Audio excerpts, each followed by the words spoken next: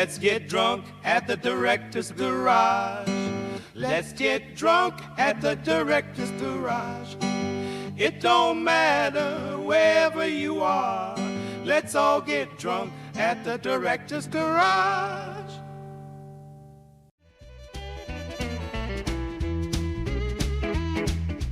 I know this show is supposed to happen on a Wednesday, but I got drunk and couldn't make the gig.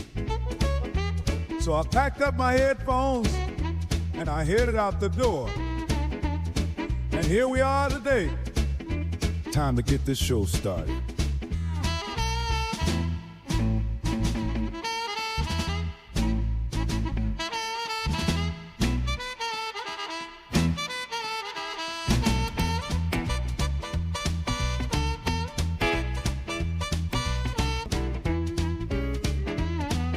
The whiskey's pouring, grab yourself a beer. Everything's ready, the director is here. Time to get loose, join the entourage. Let's all get drunk at the director's garage.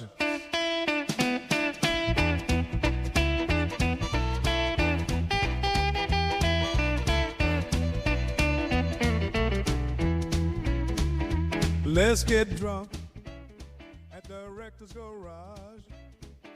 Let's get drunk at the director's garage. It don't matter wherever you are. I'll get drunk at the director's garage.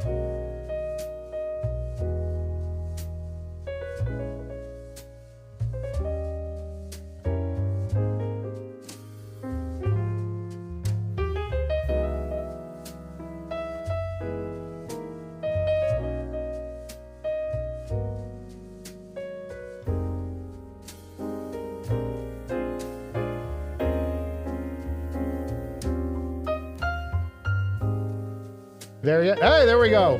Look at that. Good grief. Okay. So what happened was I forgot to turn my DAC on, the digital audio converter, and it takes about 30 seconds to warm up. So sorry, everybody. That was funny. Listen, this is the Meze Strata, by the way. We've got the Meze Strata. We're checking these out today on the stream. This will be a subject of a review soon enough. Oh my goodness. Well, that was unusual. That doesn't happen often. Yeah, I left the box off. There's signal goes into a compressor and a preamp, and then it goes off to get digitally encoded and then sent off to the switcher. and that middle box was not turned on. So there you go. That's where we're at. How everybody doing? Well, welcome everybody. Welcome to the Hump Day Happy Hour Hangout on a Thursday. I'm your host and resident, Idiot Michael, and we are live across the world, never more live than today. So, wake you up. Holly is now leaving the room. He doesn't like it when I talk. He doesn't like my voice. Cheers, everybody. Welcome to Thursday. Oh, boy. Yeah, it's the alcohol. It's the if I wasn't, maybe if I switched to straight bourbon. Everybody got here early, and the director wasn't ready. How about that? Well, we've got a few things to talk about today. Not a ton. There's not a ton going on in the world, but there's some new albums, some new music releases. Two of them I'm going to note. And then we can talk about maybe that JAR 800 controversy, because my God, did I get some comments on that video. Whoa. Whoa, firestorm on the comment section. I'm like, some people like took it really personally that there was a modded HD-800 and didn't like, without her having heard any of it, had very strong opinions of how good or bad the headphone must be. Sound unheard, yet everybody seems to know something about this headphone. So we're going to talk about those. I'll go over some of the comments, because they are quite funny, and I'm along for the ride. But the next episode from the Director's Garage, well, we dropped one this week, so you're not going to get a new one for a little bit. The next one will be the Ori 3.0 full review, and then we're going to start getting into those interesting Audio 46 headphones, meaning the Strata, the HE-1000 Unveiled, which I'm really excited to review. I already started taking some notes on that one. That'll be up first. And then a full unboxing and go through of the Dan Clark Audio Noir X. Those are, that's a headphone I'm dying to get into too. So it's just, but I don't like to get out of line and introduce stuff beforehand. So I haven't even opened the box yet. It's been sitting there and it's looking at me like, come on, buddy, you want to check me out? I'm like, no, got to do it live. Got to do it when I'm recording, because I want the whole experience on tape. I don't like to cheat you guys out of that, because I think the reactions are authentic, and I think it's more interesting if I'm being authentic and if I'm in the moment. So there you go. So why are we on today and not yesterday? The camera was, the whole studio was torn apart. So I put it together. I put together the studio on Sunday, just got a couple of lights up so I could do the overhead Y. Remember in the latest video, if you know that, in the first section, I turn up to the camera and I go, why? Well, I don't normally keep a camera right above me. So I had to light and set that up and put an overhead camera in so I could do that one shot. It was sort of like an homage to the Tim Robbins movie, the Stephen King film, Shawshank Redemption, that famous shot.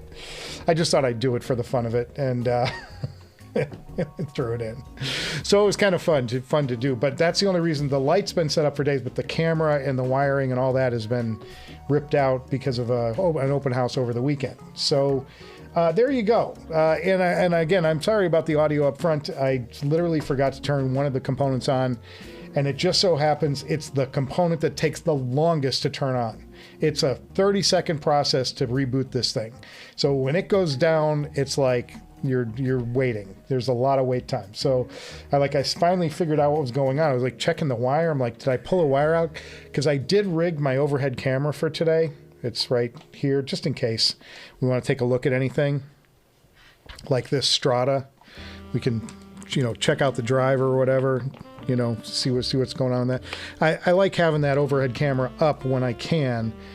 So when I do it, I've got to pull the wires back through, and sometimes it will jostle something else and remove the wire. So I thought, well, maybe I pulled the wire out from the preamp into the DAC here, and then I looked over at the DAC, and I'm like, the DAC's not on, and I'm like, oh great, not only is the DAC not on, but I know this thing takes about 30 seconds to reboot. So having some fun today. Yeah, it's a good time. It's all live, folks. That's why we do it. That's why we do it live. You know, it's a good time. So we'll talk about let's talk about the records first, and then we'll get into the controversy. Put your thoughts in the comments about the JAR Jupiter Audio Research 800 episode, and we'll get to those thoughts when we tackle that topic. I have 2 records that came out that caught my attention this week. I always like a new release, and these are big ones from big groups that I've been a fan of for years. First one is from U2. They released a new 4-track EP. It's called Days of Ash, and it's of note because Larry Mullen Jr. is back on drums after when U2 did their residency at the Sphere. Larry Mullins Jr. didn't want to do it, so they replaced him with a sub drummer, and that drummer was with them for just that residency, and then they went back into the studio to re-record, and Larry joined them, and the band is whole and back in. I have not listened to this record yet. I'm excited about it. Anytime U2 does something, it's usually worth a listen. I don't think they've been releasing stuff that's caught my attention for 20 years. I mean, like the last album I was like all in on was All That You Can't Leave Behind, which was 2001, I think. So it's a long time ago. And they've had other, How to Dismantle an Atomic Bomb and a couple other records, but just not anything that's appealed to me. Like I felt like those records after All That You Can't Leave Behind got derivative of their earlier material too much. They had the house sound in the 80s, which was the jingly jangly soulful sort of stuff, I Will Follow, and all the way up through Unforgettable Fire and With or Without You and all those great songs. Streets Have No Name. And then the big shift came in 91 when they released Achtung Baby. That was an entirely new sound. It was the most exciting album I remember at the time having heard. I'd never heard anything like it after or before. And the TV Academy is texting me. How lovely. Hey, Academy, get me a job. Okay. Don't miss my chance. No, I think I will. The Achtung Baby to me was one of the great albums of the 20th century, certainly one of the great albums of the 90s. It marked a shift while everybody was going grunge and going into that Seattle sound. U2 zigged and went to Germany and sort of melded with the industrial vibe going on in Germany and came up with a brilliant album that's just mind-blowing to me. So that's exciting that they've got a new album out. Like I said, I haven't been a huge fan for a number of years. It just seems like after Achtung Baby, the next album, Zooropa, was very much like cast-offs from the Achtung Baby sessions. Zooropa was the name of that album. And then pop was kind of a left turn that didn't work out well at all, and they all knew it. I saw them on that tour at Soldier Field, which was spectacular. It was their last big stage show production that they did. Big, huge video screen and a lemon that was turned into a disco ball. It was off their song Discotheque, which was the big song off that record. It was just an interesting, the album didn't work for me very well. All That You Can't Leave Behind was a stripped down sound, back to their roots, and an album of love songs and brilliantly well written stuff. But since then, it's just that the group hasn't done that much for me. Another group that's got a new record out is Foo Fighters. Just announced today that their new record is called Your Favorite Toy. The title track was released today, and the entire album is, according to them, I haven't listened to it yet, the entire album is inspired by the tone of that title track, Your Favorite Toy. It's a 10-song studio album. It's their 12th studio album, and it's coming out in full on April 24th. So April 24th, we'll get new Foo Fighters. I'm not like the biggest, hugest Foo Fighter fan. I really liked Sonic Highways, though, and I really liked that era for them when they were telling stories. Did Mr. Director just get home? No, that's the mailman just came. That's what all this is. In my neighborhood, by the way, met my cat. Apparently, somebody noticed the cat on their back porch and commented in our community text, who's this cat? I'm like, it's ours. It's Howley, roaming the neighborhood. Don't worry, he's harmless. He comes home, doesn't get involved with the coyotes. All good.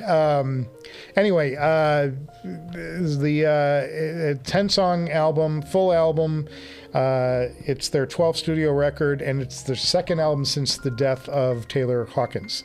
And that first album was 2023's But Here We Are. They've got a summer tour that's going to be in support of it. It starts in Europe, Oslo, Norway in June. Hits a couple of big cities over there, all over Europe. And then it hits the States on August 6th in Detroit and then Chicago.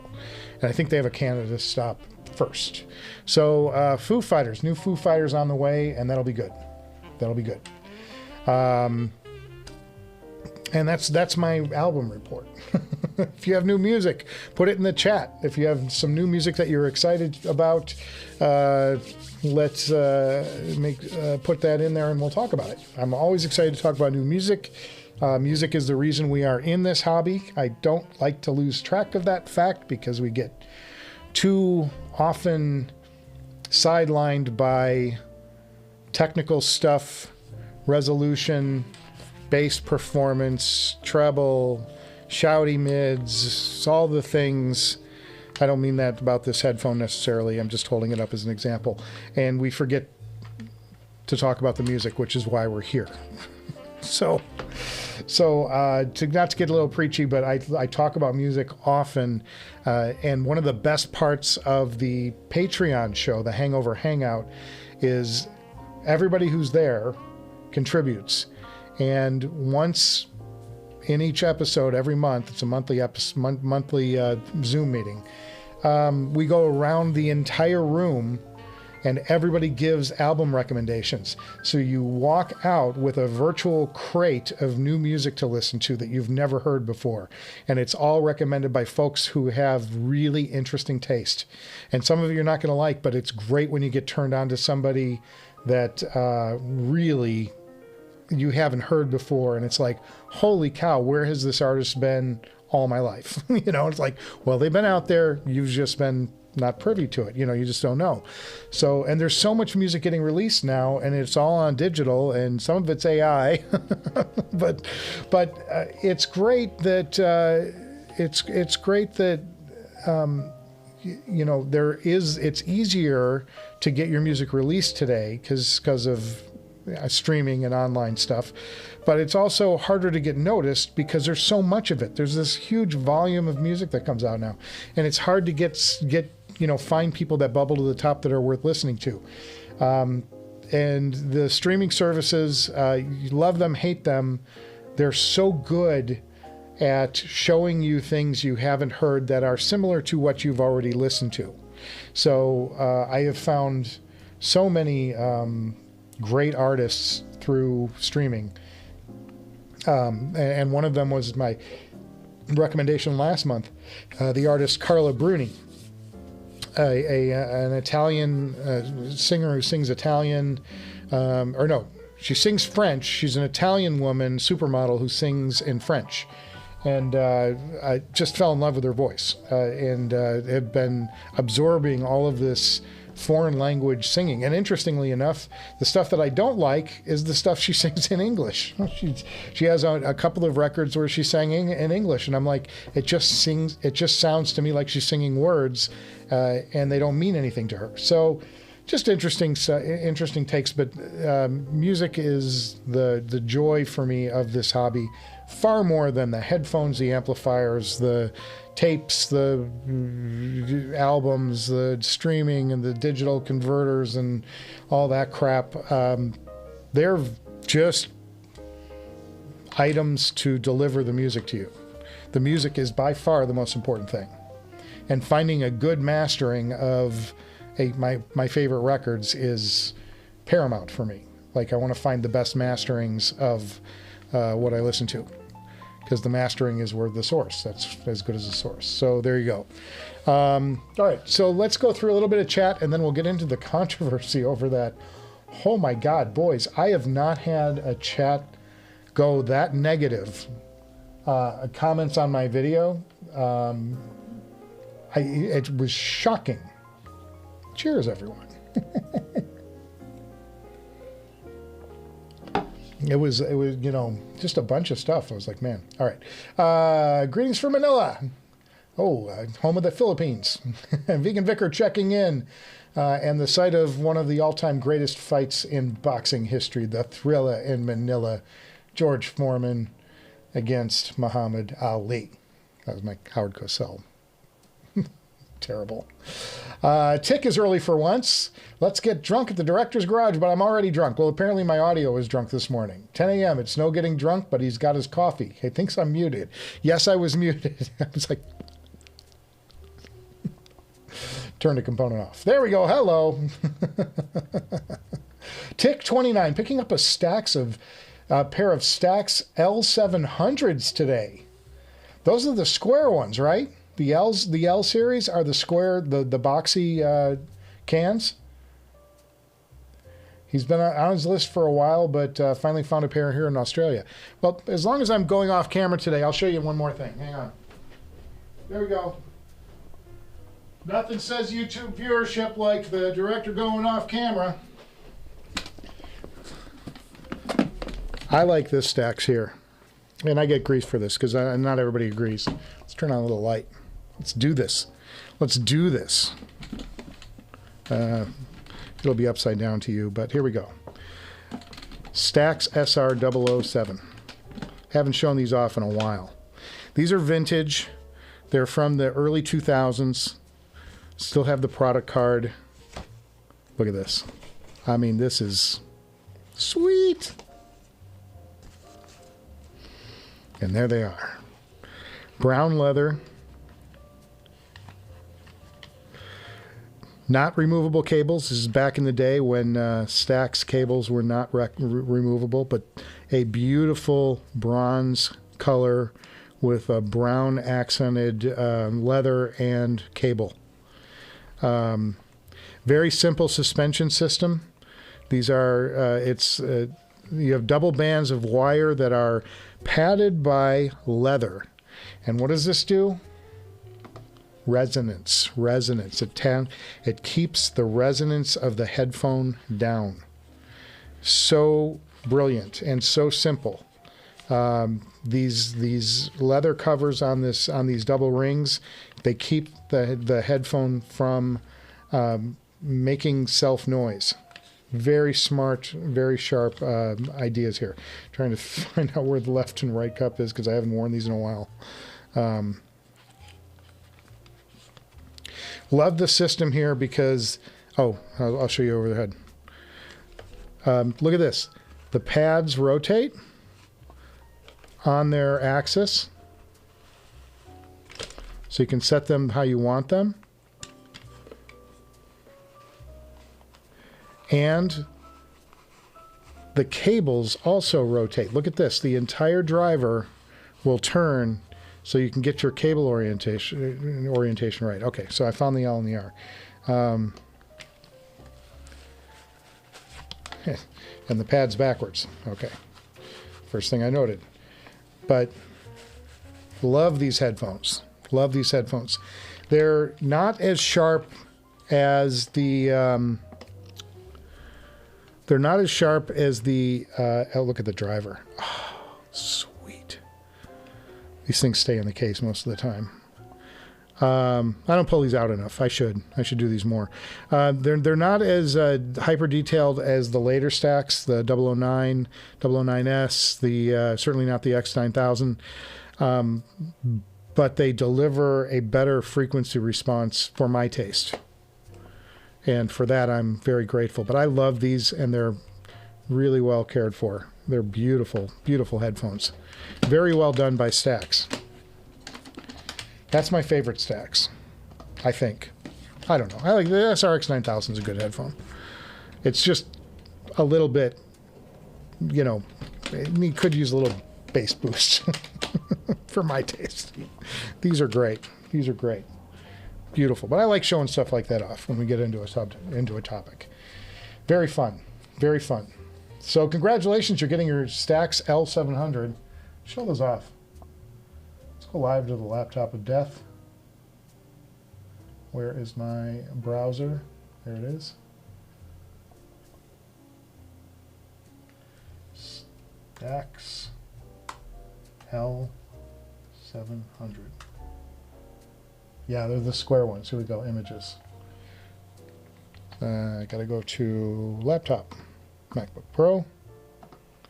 There we go.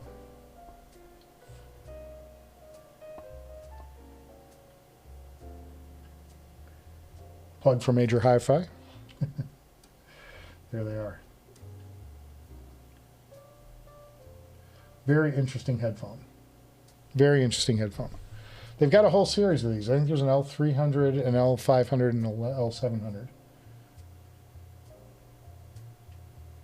Oh, they want my email. No, you don't get my email. What do you want it for anyway? Open a credit card in my name. Good price though, $1,600, $1,200, $1,600.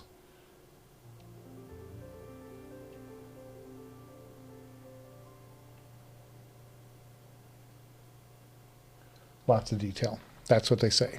Good detail. So, congrats! You're getting one of those headphones you really want, man. It's awesome.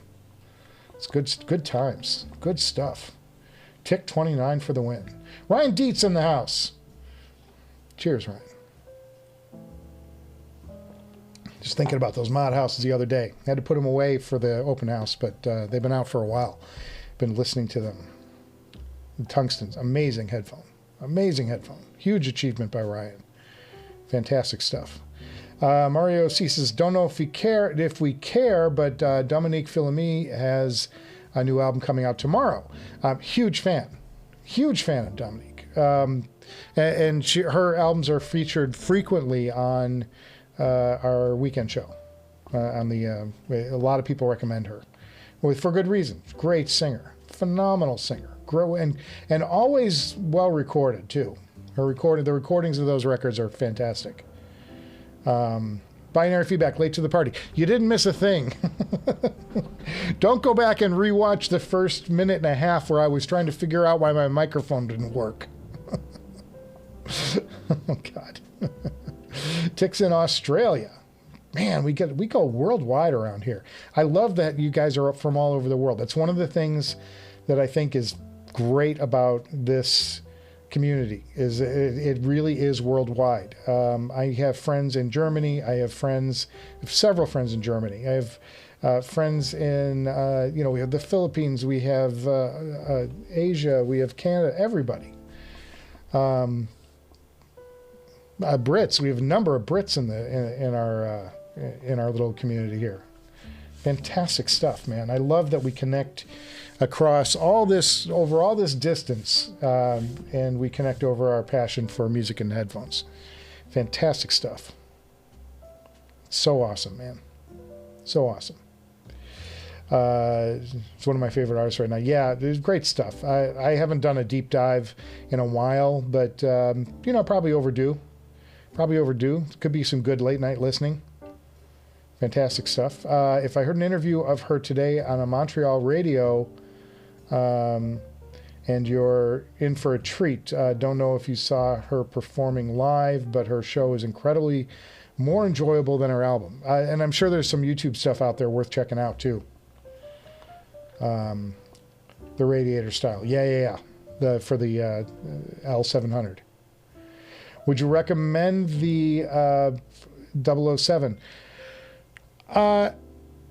I would say, listen to them first. I don't think it's a pair that you want to dive into and invest a ton of money in, because you're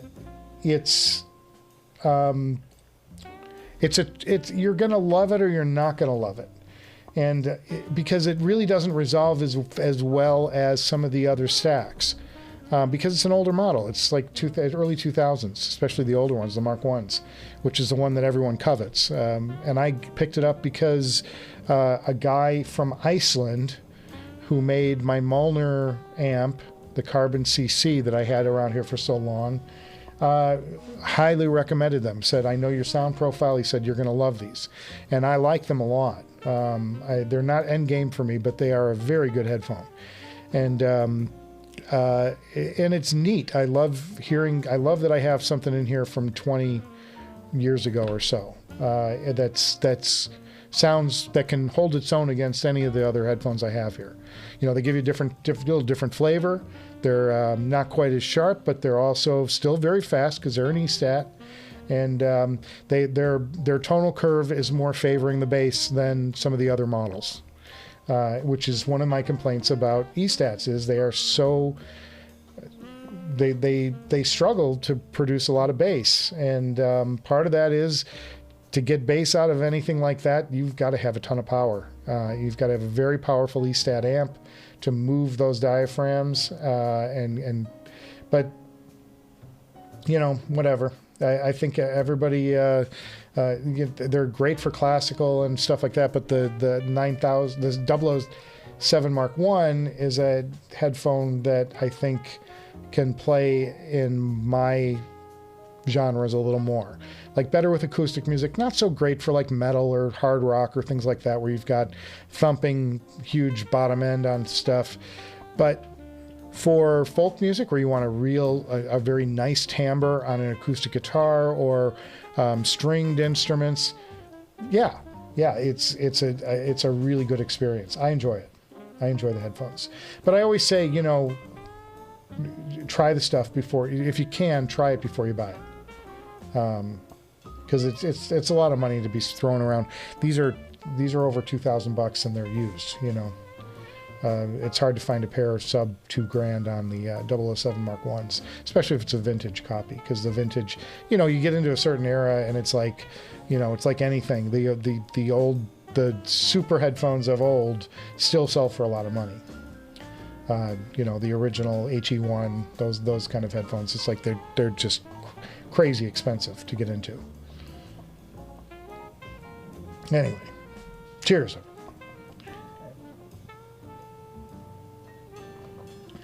They have the 404s, which are interesting too. I haven't spent any time with those. Really like the L300, so thought, why not? Sure, try them. Especially when you're looking at used cans, it's like, well, you're not going to lose all that much on them if you're buying them used. They've already taken the hit from being new. You go ahead and if you can find a pair, that's fantastic.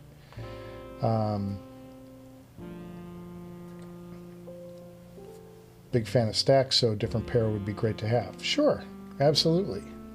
If you're into the E-stat sound, I go through phases where I want to hear it for a while, and then I go cold on it. I'm kind of done with it for a period of time, and then I go back to it. I think that it really revolves for me around made for people with square ears. Dixter, comment of the day. I love that. Fantastic. So good. That's fun. I like that. So good. But I'm a fan of E-stats. I like all headphones. I'm interested even by the headphones that I don't, like I don't care for. It's like I still am interested in the headphone. I'm interested in what others can maybe find out the headphone, or what others might see in the headphone that I don't appreciate. Because everybody has different tastes, and there's nothing wrong with disagreeing with me, and there's nothing wrong with having your own opinion, as evidenced by our next topic, which is going to be the comment section of the latest video. Hang on, I have not prepped this, so I should probably call this up, and let's go to my channel. I'm going to mute. Let's go to videos. Okay, so I have to stop this. All right, now I can go to the comments. It's in white though. God, this is going to be bright for you guys. All right, shield your eyes. Shield your eyes, fellas, because I'm gonna go to this all white. I don't know why it doesn't have dark mode. Can I turn dark mode on before I do this, because it'll be much easier to read.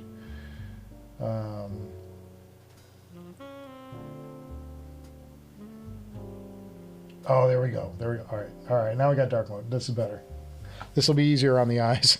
Okay. Back to the backward. Okay. So going through these comments was just, I was like, whoa, hey, stop that. Going through these comments, I was just like really blown away by by the thoughts, and so let's talk about a few of them right now. First one, greetings from Toronto. He was contemplating the Sennheiser 800s and then tried the Empyrean 2.0. See, this is a constructive, healthy comment. He went back to, he went with the Empyreans. They were just smoother, easier to listen to on a 3-hour session. They're very comfortable, obviously. We all know that. Fatigue factor has been reduced. Absolutely. Totally understand that. Okay. And then the comments below it, same, except you bought the LCD-2. Love that. Vegan Vicar, chiming in. Very good, very good. Love that. So then we got to Techo1, who said, why not just glue it? Why not just glue it on? And they're talking about the structures on the side of the headphone. Why not just glue it instead of the screws? Even Tesla uses super glues on cars. And by the way, the image of the HD-800 is best even for the image of the HD-800 is best even for gaming. The base was just its weak point. It's just not enough. Okay. Well, a couple things there. Well, first of all, I replied to this one myself. I said super glue won't allow the super glue won't. These are out of order. Oh, whatever. From the way I'm reading it. All right. So I'm talking about this one down here. All right. Super glue wouldn't allow the outside structures to resonate with the frame, because the whole idea of the headphone is to get those outer structures to be in resonance, in harmonic resonance with the frame of the headphone, and that's how it's getting a better frequency response. So I pointed that out. Okay.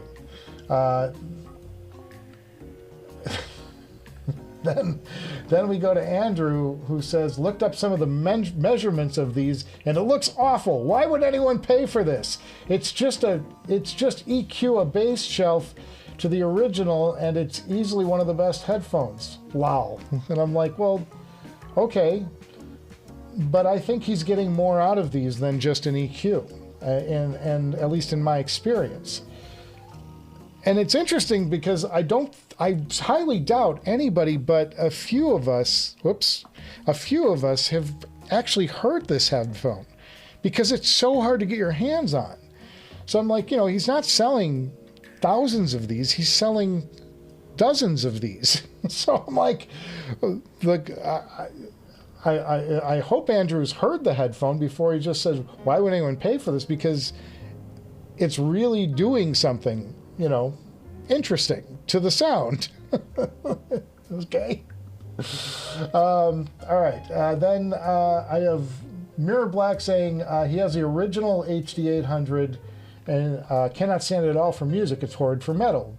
Your link to the Jupiter doesn't work. Well, I fixed that because I had an extra A in the link, which is fine.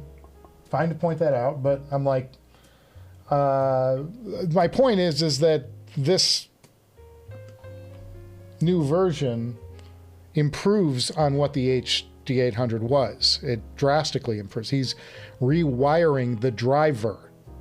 We made that point to the last guy. He's rewiring the driver. It's a different driver. It is a different sound. It is altering the sound of the headphone.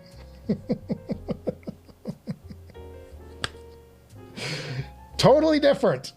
It is not the HD-800. It doesn't sound like the HD-800. It sounds very, and I pointed out where it sounds very different, particularly in the upper frequencies where it gets really harsh, and then the bass representation wasn't all that good. And Jupiter is getting way more bass performance out of the HD-800 than the OG. So it's like, okay, you know, that's fine. All right, so... But he looked up the measurements, because the measurements always tell the story of the headphone, right?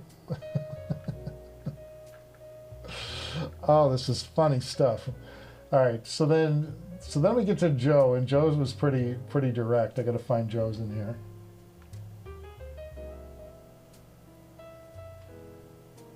I'm missing Joe. Why don't I see Joe in here? Oh, here's Joe.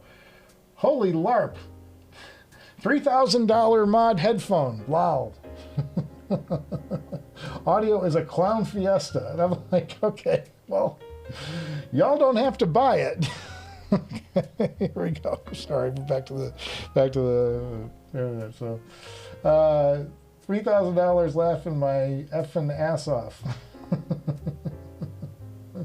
Not gonna lie, the whole thing sounds preposterous, but he wants to try one. See, now that's where I am. That's how I fall on all of these things. I always think, you know, yeah, it could be absurd, but I want to hear it. I'm at least interested, you know. Yes, it's snake oil.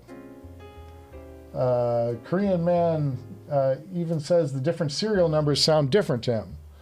I've heard that myself over the years, so I don't know, but he denies it. It's absolute lies. Okay.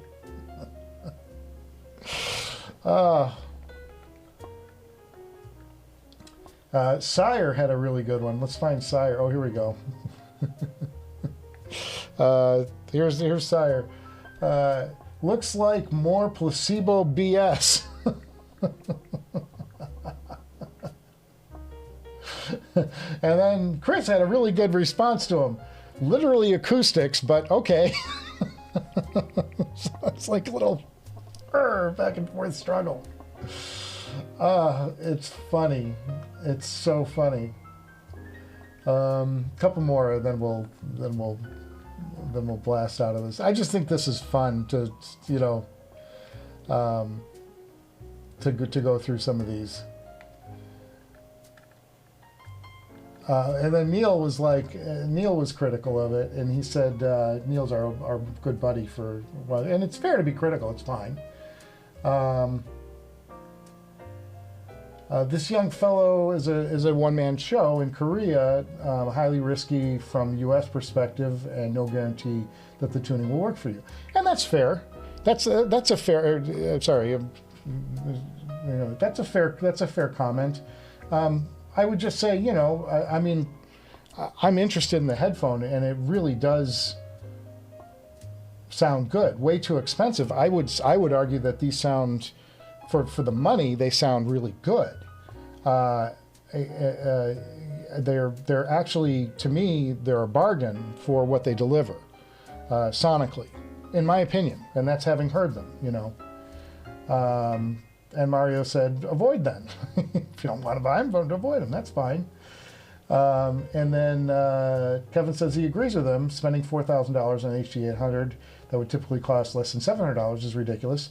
Well, I understand, but you know, you have to consider that the guy who is selling these is not delivering a standard HD-800. He's going in and hand rewiring stuff and then printing some stuff, some structures for the outside. And, you know, I understand that, you know, there are people who just say, this sounds like snake oil to me, and I don't think it'd make a difference. But I'm like, if you think pads make a difference, you think that altering the structure of the headphone might make a difference? You know, altering the resonance model and altering the driver isn't going to make a difference. And all this stuff takes time, and Jupiter takes months to make one of these things. And having spoken to him directly, because I did do some due diligence when in the making the review, there is a lot of work going into these things, and it takes time, and he charges for his time and his labor. Whether that's worth $3,000 is up to you. For some people, the answer will be no. I'm very interested in this headphone, and I will happily buy one at some point. Once I start buying headphones again. I think it's one of the best headphones I've heard, and I've had confirmation from other folks who are notable in the industry who have heard them. Certainly Gene, our resident friends,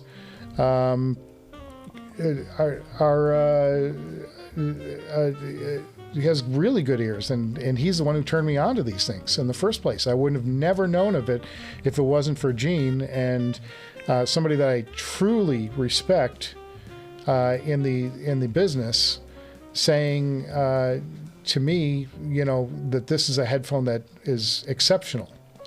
I did not. Sorry, somebody's texting me. They're going to send me some photos. Joey. I did not get anything yet.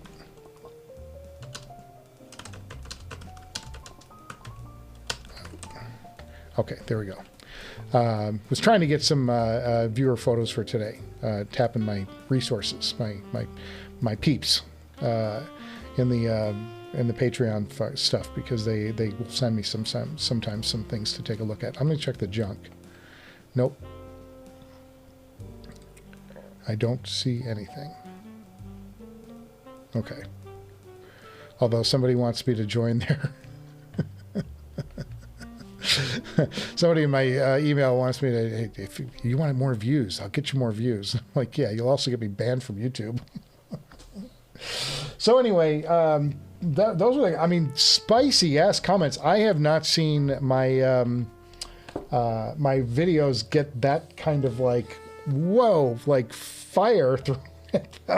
And it wasn't directed at me for a change, which is kind of odd, because normally they're just saying, you're a dope and whatever. But it was interesting to see people taking on, a headphone they haven't heard.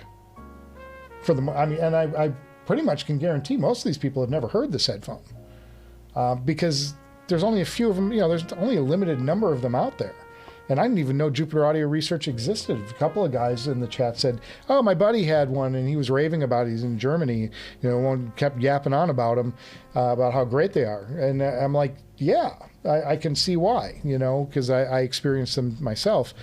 So, but the number of backseat, people just off the cuff writing stuff that they don't know anything about is kind of interesting to me. What... These are snake oil. What, have you heard them? If you haven't heard them, why do you call them snake oil? This sounds like snake oil. Okay, well, it sounds like snake oil. It's fair. It's a fair criticism. I understand. It's a risk when you're dealing with an individual who does this, and you want to take care, and you don't want to get taken for money or anything. And you could, as Neil points out, you could wind up paying a tariff on it. I don't know. On top of it. Sorry, I'm going to turn that little light off up there, because we're not using the overhead right now. Balance the head. Balance the microphone. Joey V sending us some stuff right now, but I don't know if I'll be able to. I'll put it in the downloads. Let's see if I can create a new folder. We'll take a look at these photos if we get them. Joey V has a really nice system. Oh, these are good. Oh, these are worthy. Yeah, we got to talk about this. Joey V is awesome. Joey V is the guy who got us to start a Telegram chat on our channel. If you're a Patreon subscriber of $5 or more, you get access to our Telegram chat. A monthly, it's a monthly, you know, thing, like $500, $5 a month will get you the Patreon chat. It's a little perk for folks who don't, let's see, well, nope, airdrop. Got to get them to the laptop of death. There we go. Incoming. Open. Is it 2 photos? Is that what I've got here? No, there's a bunch of photos. Where are the rest of them?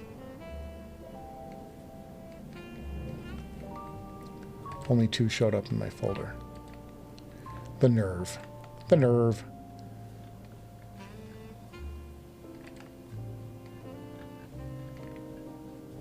There should be 5 photos. Sorry, folks. We'll get to this. Now let's see if they're all there. Oh, there we are. All right, let's delete. Delete. And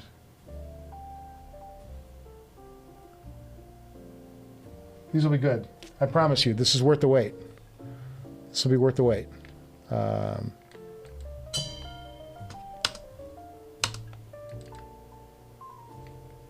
Oops. Not saving.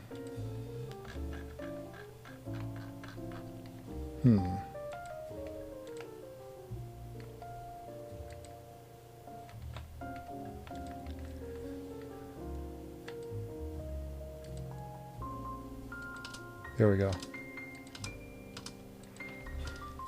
Sorry, folks. Just give me a couple of seconds here. We're gonna take a look at some really nice photos here in a second. I promise it's worth the wait. These are not. I just want to get rid of the duplicates before I do this. Okay. Now we're ready to go. All right, airdrop. Bingo. Okay. So Joey has a hell of a system, and he's really into headphones, and this will be quite evident why. So let's go live to Joey V's photos. Let's start with the fact that there's an HE1 sitting right down here. Up top, this is a WA. Is this the 23 or 24? I can't tell just from looking at it. And then he's got a Stax amp in the middle.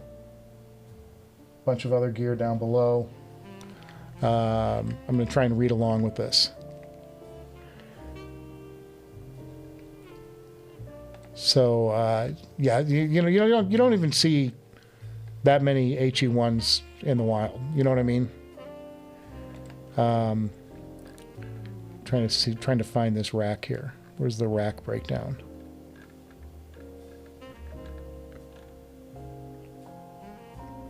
I can't see what's on the bottom. I think it's a DAC. It might be a DAC. Anyway, some really good stuff so far. Then let's go to the next one. I'm not sure what he's showing us here. This is the rack system. He just installed this rack. This is a new rack that he purchased, and he's been talking about it on the feed, on our Telegram feed. So we've got this in the rack. Okay, but Joey doesn't just have one HE1. Joey has 2 HE1s. Because he wanted to be able to share, listen at the same, with family. So why have one when you can have 2? And an awesome mobile fidelity record down there on the bottom. But Joey has 2 HE1s. I think that's remarkable. And he's even decorated one of them with some nice toys. So, yeah. This is pretty incredible. You don't see one HE1 very often. And the fact that Joey has 2 of them, I'm like, just hats off to him. I mean, that is crazy impressive. Crazy impressive stuff. And you can tell, I mean, this is a passion of his. This is his passion. and that's where he's got his money tied up in these wonderful listening systems. Just fantastic. So not only do you get one HE1, you get two of them, and you just seeing like a headphone sitting on an edge of a crate, it's like, oh my God, I want them in the box all the time. If you're not on my head, I want them in the box being cradled in satin. Fabulous stuff. So Joey is showing off his HE1s today on our live stream. I am blown away by this, and the good fortune to know somebody who's this into the hobby and has enough means to support his obsession to this level is amazing. Amazing stuff. So gotta tip the cup to Joey. First of all, thanks, Joey, for sending me photos. Always love to see what you guys have at home. And even if it's a small system, small systems are cool, just as cool as the large systems to me. And if you want to share your photos, you can do that at directorsgarage@gmail.com. Send me your photos at directorsgarage@gmail.com, and we'll put them on our live stream. And I never ridicule. I always am just impressed with the dedication that folks have to this. Whoops, sorry, my bad. My computer apparently wanted to take another look at the dual HE1 side-by-sides. Love that about this. And Joey's got a great thing going there. Really good time. And if you ever need a friend, Joey, I would love to come on. It's been probably 8 years since I've heard the HE1 in person myself. And it's I have to go from memory because it's been so long. I've said this on the show before. I always feel guilty at Can Jams trying to get an audition with an HE1 because I've heard them and they only have limited spaces. And I don't want to take the fun away from somebody else. You know, it's like I've heard them and I think they're impressive. I think it's an impressive set. And I just think that I don't feel like I should take time away from somebody else who hasn't heard them yet. I'm sort of where I'm at on that. But yeah, these are just spectacular headphones, and things of beauty. Down the road, Joey, send us some photos with the things turned on, with the tubes raised, because these things get impressive. For those of you who are unaware of this system, there are 8 tubes that are hiding in this marble chassis, and when you turn the power on, the tubes rise in their glass tubes and their glass casements up to reveal themselves to you, and these knobs that are flush pop out, so you can so you can turn the volume knobs and the different source knobs and stuff. And then the top of the case opens. It's got these are all servos, so they motorize. So I'd love to see this thing in action at some point too. I just can't see enough of the HE1 because it is a spectacular headphone, and I think they're over 100,000 each now. Sennheiser jacked the price up. They're well over 100 grand to get into a pair. They were as low as I think 60 at one point. You could buy one for 60,000, and I think my guess is the cost of them, first of all, the manufacturing costs went up with the tariff situation and all that. Part shortages got into it. And then I also think they kind of want to keep it special. And the way to keep it special is to keep it very price prohibitive. So I think that when people started buying them, even at the $50,000 level, they kind of went, let's jack it up so that not as many people want them. That's my theory. It's a scarcity theory of how you make something desirable and elite. you know. Oh, wow, I got a payout from Squarespace. How nice. Very good. Very good. Things happen live on the air. Like me forgetting to turn the audio on. Let's go back to the chat. We'll do a little more. Joey, thank you so much, my friend, for sharing those photos. That was really, really cool. And it's a treat for those of us who don't get to see the HE1.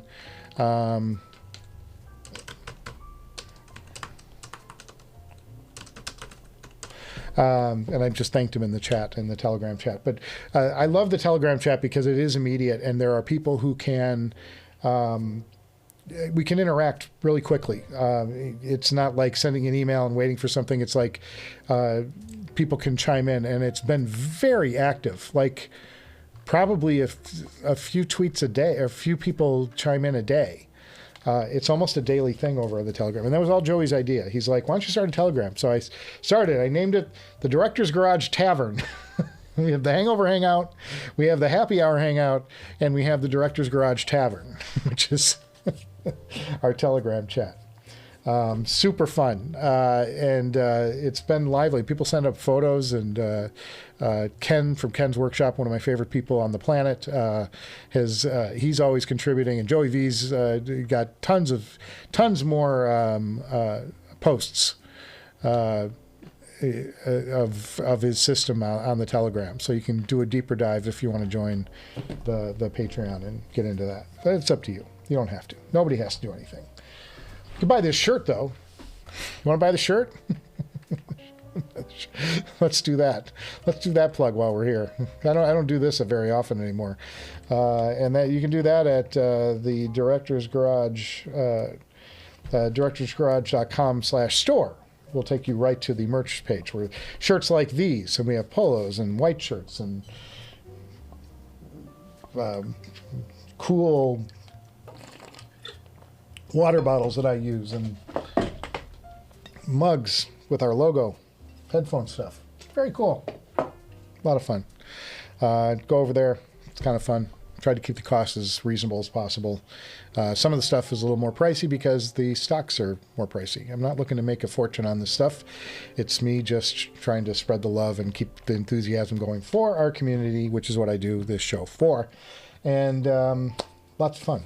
So there you go. Back into the chat. Where did I leave off? Somebody said something about 2025. Oh, no. Well, here we go. I sent a message, by the way, to Audeze today. Another follow-up. Trying to get them to send me an LCD-5S. The new one.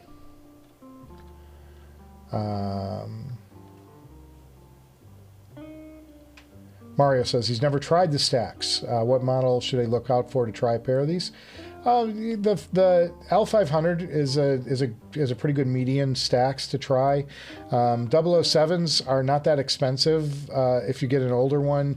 Not like version 1, but if you get like a version 2 or a more current one, they're not that bad. You can buy them for a reasonable rate.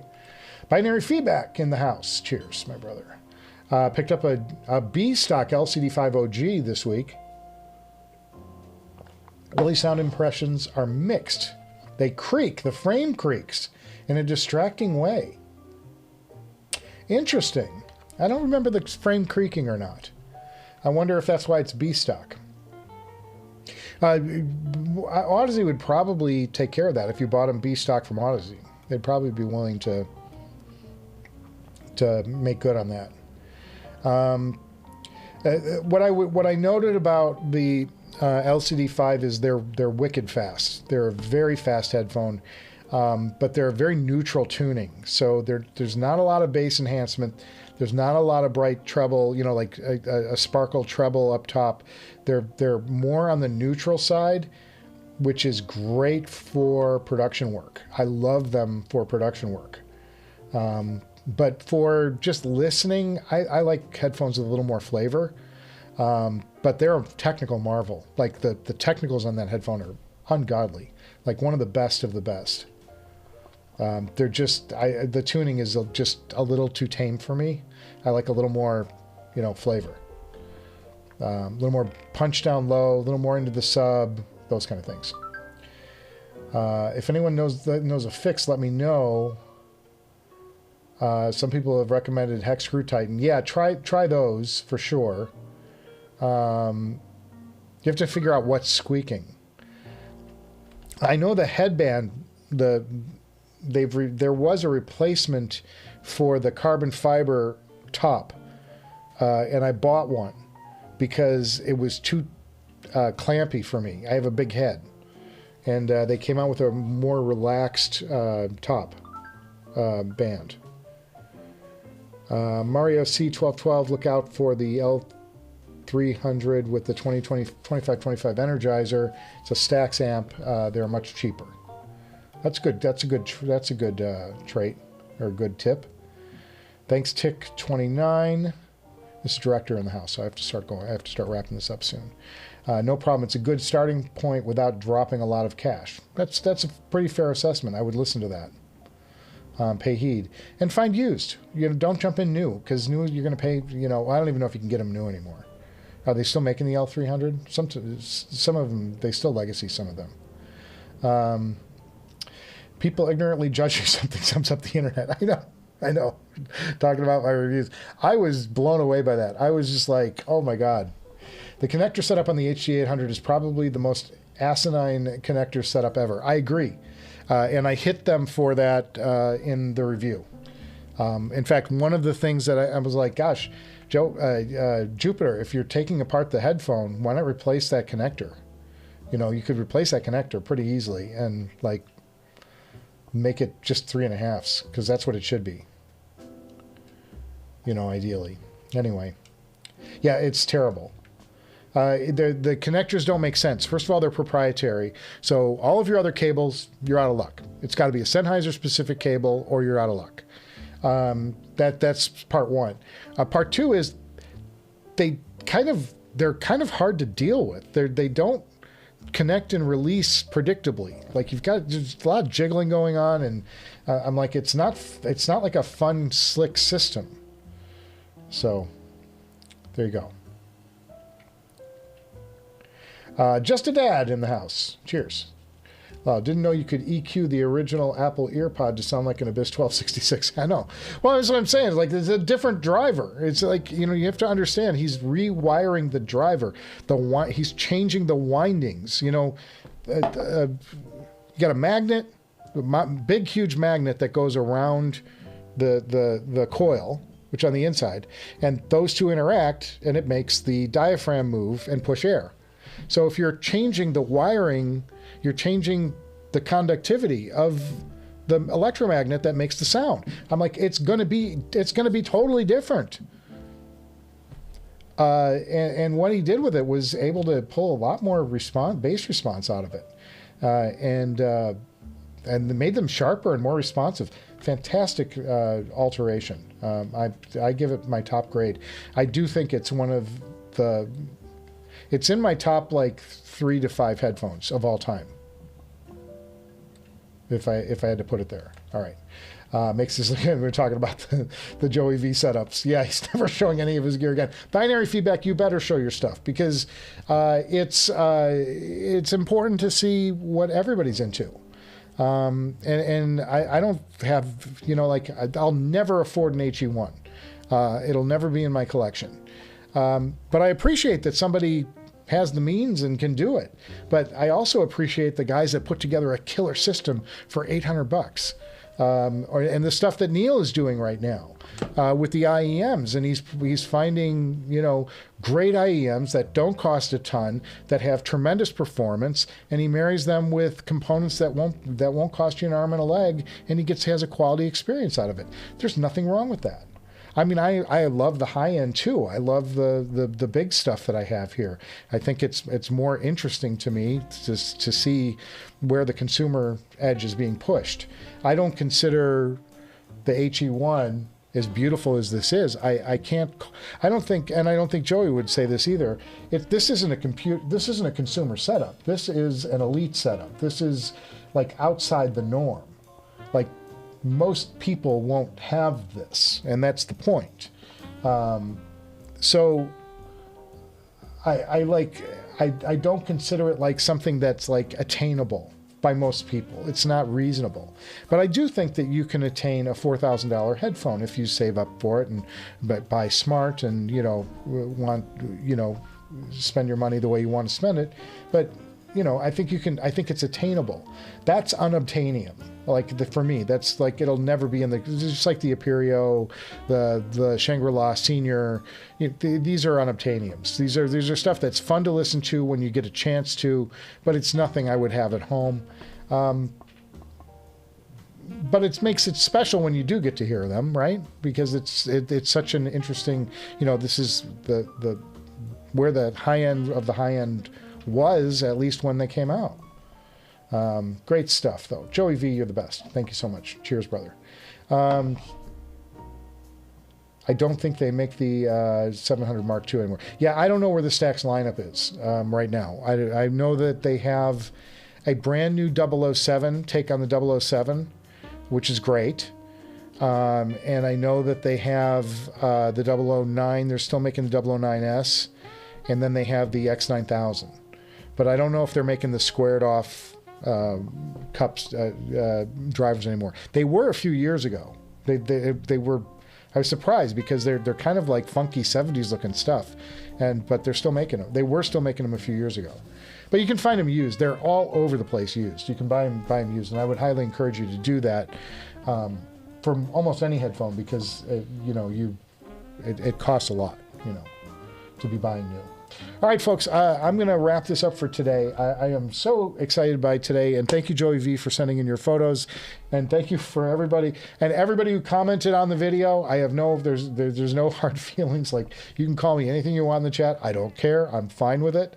And comment away. It's fun to see people engage. I'm just shocked that everybody had such negative things to say when I don't think that many people had heard the headphone at all. So, kind of fun. Anyway, guys, thank you so much for participating today. Lively chat. Always better when you guys are typing in the chat too, because it gives us things to talk about.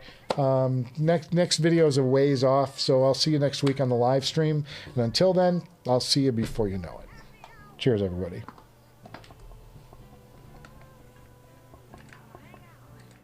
Let's all get drunk.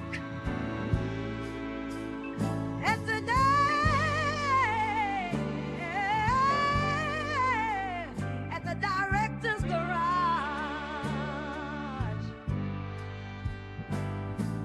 Oh,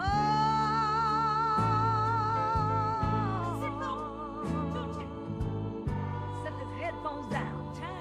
Cause it's headphone key. Cause it's time for happy hour, people.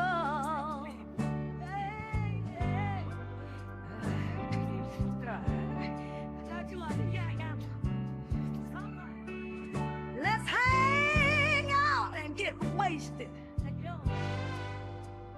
at the director's garage.